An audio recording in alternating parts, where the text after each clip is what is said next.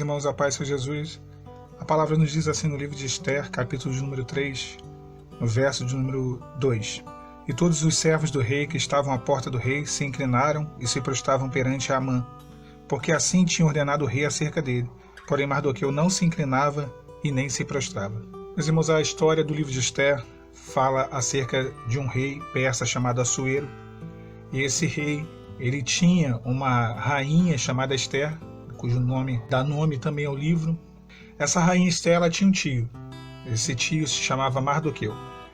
E a Bíblia nos relata que todas as vezes que o segundo homem mais importante desse reino, chamado Amã, o primeiro homem mais importante era o rei Assuero, a sua rainha era Esther, e esse rei, ele tinha um homem que era como se fosse o seu primeiro-ministro, ele era o homem ali mais importante abaixo dele. Esse homem chamado Amã, quando ele passava pela entrada do palácio real, da porta do rei, todos se dobravam perante ele. Mas o único que não se dobrava diante dele era Mardoqueu, o tio da rainha Esther. Esther e Mardoqueu eram judeus. Amã e o rei Assuero eram persas. E a palavra fala que isso irritou demais Amã, quando chegou a informação a ele, no capítulo 3, de que Mardoqueu não se dobrava, E aí as pessoas fizeram saber a Amã de que ele não se dobrava, ele não se prostrava, não se ajoelhava diante daquela autoridade que era Amã, o título que ele tinha. Isso lhe tinha sido conferido pelo rei Assuero. Isso irrita de tal forma Amã que no capítulo 3, no verso 6, a palavra nos diz que aos olhos de Amã, a raiva dele foi tão grande que ele não queria só tocar em Mardoqueu. Ele tomou raiva de Mardoqueu e ele tomou raiva de todo o povo, de todos os judeus. Assim que ele soube que Mardoqueu era judeu, ele falou: olha, eu não quero só destruir Mardoqueu, eu quero destruir Mardoqueu e eu vou destruir também o povo de Mardoqueu, que era o povo da rainha Esther. Então esse homem chamado Amã, ele vai, entra na presença do rei Assuero e ele diz o seguinte, ele fala: olha, meu rei, existe um povo dentro do teu império, dentro do teu reinado, que ele não segue as tuas leis, que ele segue uma outra lei. Esse povo, os judeus, eles estão espalhados dentro de todas as províncias e o senhor tem que tomar uma providência quanto a esse povo. E o rei, ele pegou aquele conselho, ele confiava muito em Amã e ele foi e decretou, ele fez um decreto, ele falou: olha, então tudo bem. Por minha parte eu decreto que todos os judeus serão exterminados, as suas famílias destruídas, as crianças, mulheres, no dia tal do mês tal, que era no 10º mês, que era o mês de Adar, que fosse feito isso, no 12º mês que fosse feito isso. Quando se passasse esses meses e chegasse nessa data, que ali houvesse um extermínio dos judeus. Mas, irmãos, é interessante o que o Senhor ele faz. O Senhor ele opera, o Senhor começa a mover ali todas as coisas em prol do seu povo. O livro de Esther ele não menciona o nome de Deus, mas a gente vê Deus ele agindo em todo momento nos bastidores. Mas é interessante o que o Senhor faz com Mardoqueu. Que Mardoqueu ele permanece ali à porta do rei. Essa foi a posição dele. E ele vai e aconselha a rainha Esther a entrar na presença do rei para poder tentar reverter essa sentença de juízo que havia sido feita pelo rei Assuero, por influência desse mau homem, desse homem chamado Amã. E no capítulo 5, no verso 9, mostra que a raiva de Amã ela continua por Mardoqueu. Que Amã ele sai de um banquete e ele se depara com Mardoqueu ainda naquela mesma postura dele, de não se encurvar, de não se dobrar. E quando ele chega em casa, Amã, a mulher dele, no verso 14 do capítulo 5, ela diz o seguinte: olha, eu acho que tu tem que fazer uma forca para ele. Prepara uma forca, prepara tudo direitinho, aí vai e enforca ele. Pronto, manda matar ele. Você é uma autoridade, você pode mandar matar ele. Manda matar esse homem. E o problema está resolvido. E aí, meus irmãos, no capítulo 6, nós começamos a ver o agir de Deus e Deus ele movendo todas as coisas. A palavra começa dizendo assim: na mesma noite em que a mulher de Amã, ela orienta que o seu marido fizesse uma forca para matar Mardoqueu, na mesma noite fugiu o sono do rei. Ou seja, o rei Assuero ele perde o sono. E aí ele vai e manda trazer um livro de história, um livro de memórias, de crônicas. E leram para ele. E quando leram esse livro, ele ouviu uma história, um relato, um registro de que 2 homens tentavam ali matar o rei Assuero. E de que essa trama ela foi desfeita porque um outro homem, um terceiro homem, ele foi e informou acerca dessa intenção de assassinar o rei Assuero. E quem foi esse outro homem? Mardoqueu. Mardoqueu ele informou. de que a vida do rei estava em perigo, estava correndo risco. E o rei, sabendo disso, a palavra fala que ele procurou exaltar a cabeça desse homem. Ele falou, não, eu vou exaltar esse Mardoqueu. Ou seja, no mesmo dia em que estava sendo tramado de se preparar uma forca para que Mardoqueu fosse morto. E a palavra fala que ele manda chamar Amã, o homem ruim, e fala, olha, o que a gente pode fazer para exaltar alguém? Para exaltar um homem digno. E Amã, pensando que era ele começa a dar as melhores sugestões possíveis. E aí ele vai dizendo, olha, o que se deve fazer para exaltar o homem cuja honra o rei se agrada? E Amã vai dizendo, olha, traga a melhor veste que o rei costuma se vestir, o cavalo do rei, põe a coroa do rei na cabeça dele. Ou seja, falou tudo que ele gostaria que fosse feito com ele. Aí o rei, ok, então olha, que boa ideia, eu vou fazer isso. Aí Amã deve ter pensado na hora, vai fazer comigo. E o rei vai e informa, não, eu vou fazer isso com Mardoqueu. Mardoqueu é um homem que me salvou. Eu perdi o sono e eu estava vendo nos registros que ele me salvou de um atentado. E o rei vai e manda com que Amã faça isso com Mardoqueu. Mardoqueu ele é exaltado. Ele usa a coroa do rei, as vestes do rei. Ele sai com o cavalo do rei no meio da cidade sendo exaltado. A exaltação de Mardoqueu. Mas, meus irmãos, é interessante que isso se dá no capítulo 6, no verso 6, até mais ou menos ali o verso 11. Mas quando chega o verso 12, a palavra diz o seguinte, depois que Mardoqueu foi exaltado para a ira, a fúria de Amã, no verso 12 diz que depois disso, Mardoqueu voltou para a porta do rei. Ele retorna para o lugar de onde ele estava. Desde o início da história, a porta do rei. Mas o que essa história toda ela tem a ver conosco?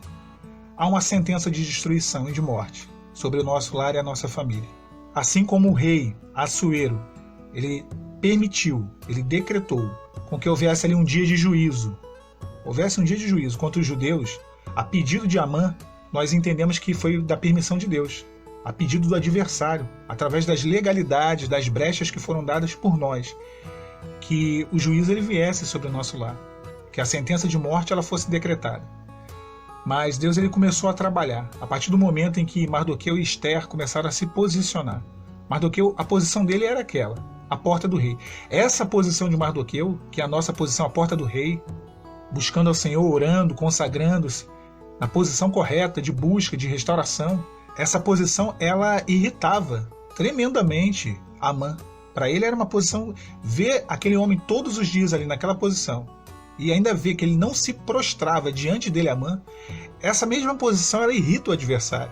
O adversário todos os dias olhar para nós e nos ver na posição em onde nós não nos dobramos à vontade dele, à carne, ao mundo, ao pecado, nós não nos dobramos e nos submetemos à vontade de Deus, isso irrita o inimigo. Então Amã ele vai para sua casa e qual foi o aconselhamento que ele recebeu? De ele fazer uma forca para poder matar Mardoqueu. O adversário também ele prepara laços, ele prepara forca. O intuito dele é matar, roubar e destruir. E esses aconselhamentos ele leva lá para o lado do cônjuge, né? Para poder entrar com processos de divórcio, para poder trair mesmo, ir para o pecado, se afundar. Toda forca, todo o laço ele é preparado. Ele é preparado. Mas a palavra ela é bem rica e interessante. Ela fala que o Senhor ele começa a agir em favor do povo. Uma sentença de um rei persa ela não poderia ser revogada. Mas o que poderia ser feito? Uma outra sentença poderia ser feita. Uma outra sentença poderia ser colocada, sobreposta à primeira sentença. A primeira sentença era qual? Um juízo, uma aniquilação para os judeus. Então Ester ela vai à presença do rei para isso.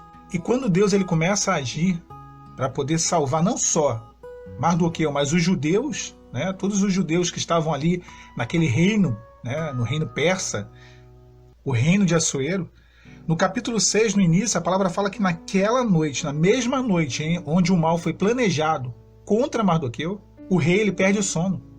Ele perde o sono e ele manda trazer, né, um livro de memórias, de registro, e ali ele descobre que Mardoqueu tinha ajudado, tinha salvado a vida dele. Irmãos, isso não é coincidência. O rei perder o sono. E naquela noite o rei ele não dormiu. E nós sabemos que na nossa vida, o nosso rei ele não dorme. A palavra diz no Salmo de número 121, no verso de número 4, que eis que não dormirá aquele que te guarda, eis que não dormirá o guarda de Israel. O Senhor, ele é quem nos guarda, ele não dorme. O nosso Deus, ele é vigilante. O nosso Deus, ele vigia, ele vela por nós.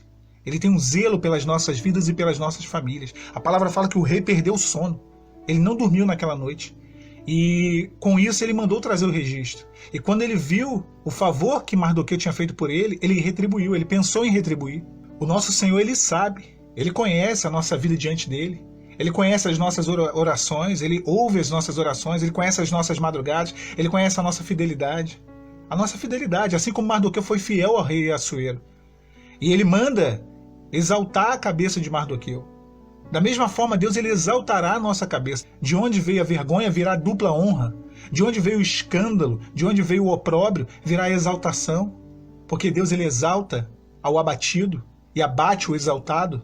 E o próprio rei Assuero mandou com que vestisse ali Mardoqueu com as suas vestes, com a sua coroa e o seu cavalo. Aquilo que era dele, do próprio rei.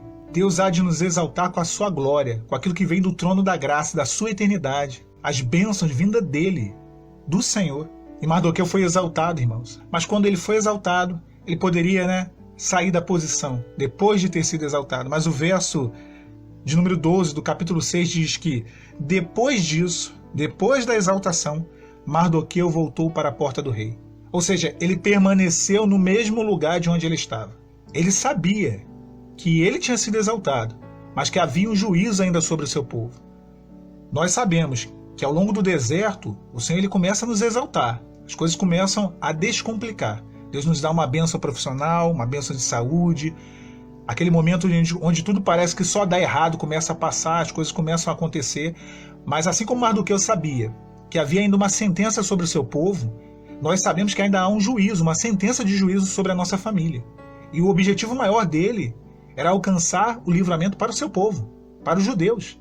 Como o nosso maior objetivo é alcançar o livramento para a nossa família, para o nosso lar, para a nossa casa. Por isso ele continuou na posição. Ele não saiu da posição, ele continuou na porta do rei.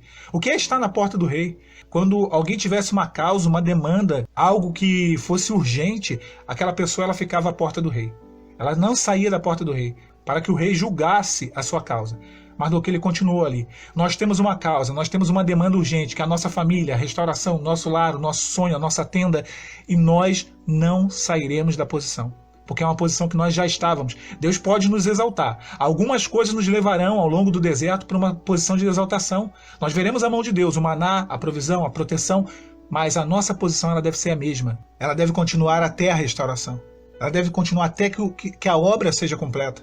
No verso 13, a mesma mulher de Amã que tinha aconselhado que ele fizesse uma forca para Mardoqueu, após a exaltação de Mardoqueu, ela começa a dizer, ela começa a ver as coisas de uma forma diferente. Ela começa a falar, olha, se esse Mardoqueu realmente é judeu, certamente você cairá perante ele. As coisas vão dar errada para você. E ela fala isso para ele. E as coisas começam a dar errado. Os planos de Mardoqueu, assim como os planos do adversário, ele começa a ser desfeito. No capítulo 5, no versículo 14, ela aconselha que a forca fosse feita. No capítulo 6, no verso 13, ela diz, olha, as coisas não estão indo muito bem para o teu lado não, Amã. E no capítulo 7, no verso 10, após Ester entrar na presença do rei e revelar todo o intuito de Amã, e o rei, ele vê que aquele homem era um homem mau, ruim, o rei ele vai e manda enforcar Amã. E manda enforcar Amã na mesma forca que ele tinha preparado para Mardoqueu. E no verso 10 do capítulo 7 nós vemos isso. Meu irmão, aquele que cavou uma cova cairá nela. O adversário tem cavado covas, tem usado pessoas para poder cavar a cova. Aquele que cavou uma cova cairá nela. A palavra diz isso. É uma lei no mundo espiritual. Não existe laço, não existe abismo, não existe cova que tenha sido feita, que tenha sido preparada, que nos faça mal, que nos faça cair, quando nós estamos no Senhor e na posição correta. Então aquela forca que Amã preparou para Mardoqueu foi a forca com que ele mesmo foi enforcado. E para finalizarmos, irmãos, no capítulo 8, a palavra fala que o rei ele faz um edito em favor dos judeus ali que viviam nas províncias. Ele não podia, como eu disse antes, anular, revogar um edito que ele mesmo já tinha feito, mas ele podia fazer um outro. Então ele vai e decreta que todo judeu, no dia que foi determinado para que os judeus eles fossem exterminados, que todos os judeus pegassem armas e lutassem pelas suas famílias. E isso a gente vê a partir do capítulo de número 8, do versículo de número 11. Todos os judeus pegassem armas e lutassem pelas suas famílias. E assim eles fizeram, como nós também estamos fazendo, pegando em armas espirituais e lutando pelas nossas famílias. As famílias ali foram salvas, houve um livramento, foram salvas do juízo. como nossas famílias serão restauradas. Nós lutamos, perseveramos. Aquele dia que foi o dia determinado para o juízo, para a destruição, para o extermínio, se tornou em dia de alegria e de festa. No capítulo 9, no verso 22, diz que aquele dia se tornou um dia de alegria, de banquete, de júbilo. Meus irmãos, o tempo que o adversário tem tentado utilizar para a destruição, o Senhor ele reverterá em restauração. E da mesma forma com que houve o livramento, naquele tempo, com que houve o livramento para aquele povo, haverá o nosso dia de Purim, o dia do livramento da nossa casa, o dia da nossa festa, o dia da nossa restauração. Fiquem os irmãos e as irmãs com a paz do Senhor Jesus.